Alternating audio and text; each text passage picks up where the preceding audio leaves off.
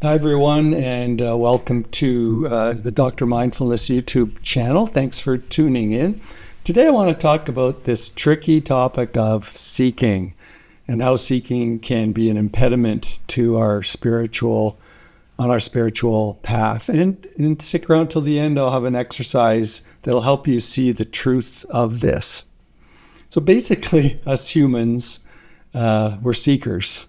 Right? We're always seeking something. From the time we're born, we're seeking answers from parents, from books, from teachers at school. And for many of us, eventually, that search becomes spiritual. We start seeking spiritual answers. Now, I've spoken in the past before about this yearning to awaken, to find peace, or to uncover something other than this restless mind. And this longing can be very powerful, right? It can carry us through long retreats, long hours of meditation, endless reading of books and teachings. And here's the paradox. The very act of seeking can keep us from what we're seeking. That very act of seeking can keep us from seeing what we're actually seeking. And this stumped me for years. I really didn't know what this meant. So I'm going to share a few tips around this. And as I said, an exercise at the end that can help us move forward rather than backwards. So I remember a retreat many years ago where I was desperate for a breakthrough. I was, sitting and thinking if I could just practice hard enough that I would get it. That maybe today would be the day that I would get it. But what I noticed was the harder I tried, the further I seemed to be from the peace that I was seeking.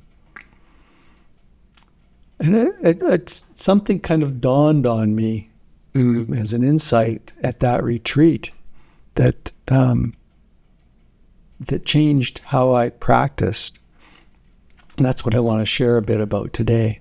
So what changed wasn't that I applied more or less effort. I still put in some effort. I still practiced. But what I realized was that what I was chasing was already there. What saw the chasing, that awareness, is already there. I noticed the very awareness that noticed the chase, that noticed the seeking, but also noticed that the seeking was an impediment.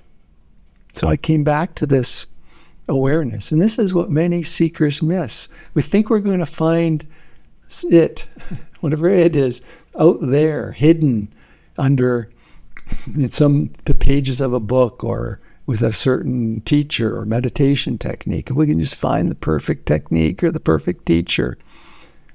But awareness is not something to find. It's what's looking.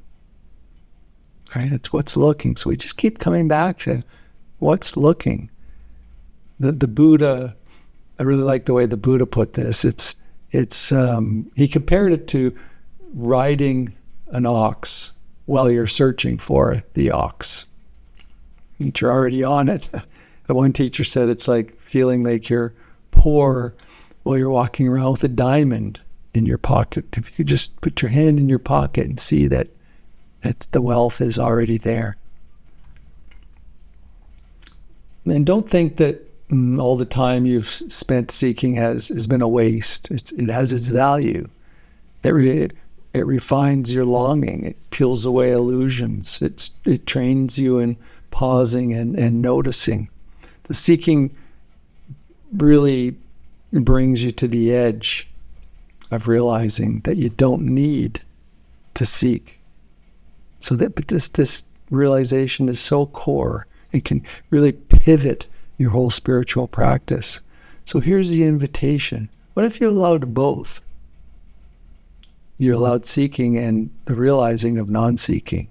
So you continue to read, you continue to meditate, ask questions, but you also pause as you're doing these things and recognize that there's an awareness that sees all this seeking, and it sees that you're already whole. You're already it. You're already there. So you can do both. Keep seeking, but also be aware of what notices the seeking. You could reflect right now in this way. Right now, stop. Don't look for anything. Don't try to change your experience in any way. Just notice that you're aware. The simple fact that you are aware. You're aware of my image on the screen. You're aware of the voice.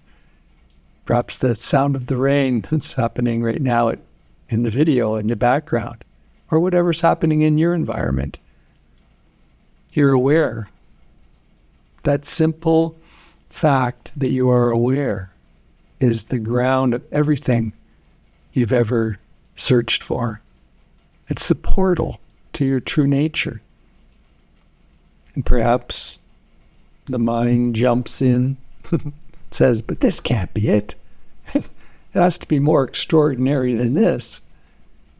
That's the seeking talking, the seeking mind, the mind's habit of always looking ahead and wanting more.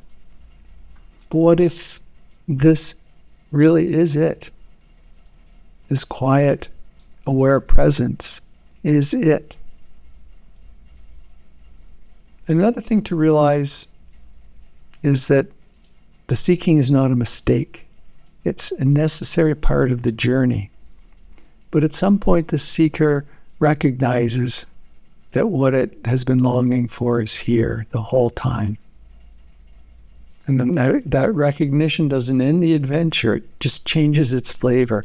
Life becomes less about searching and more about living, and less about chasing and more about being that truth.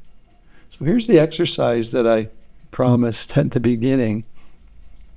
When you notice yourself seeking, when you notice yourself searching for something like peace or clarity or the answer, just pause and ask this question.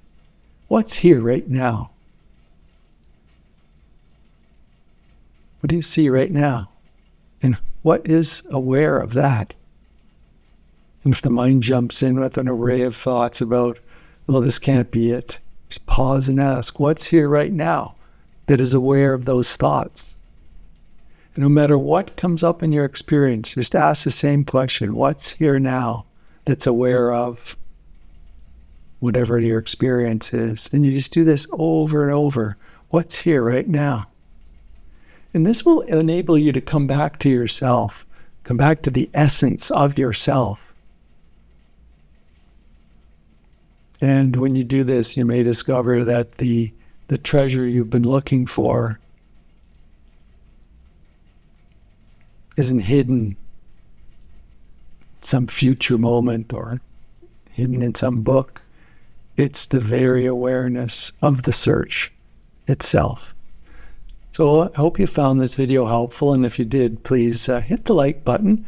It's nice to see that people are engaging and liking the videos, and subscribe to the channel so that you get notices when I publish new videos. Thank you, and be well, everyone. Bye for now.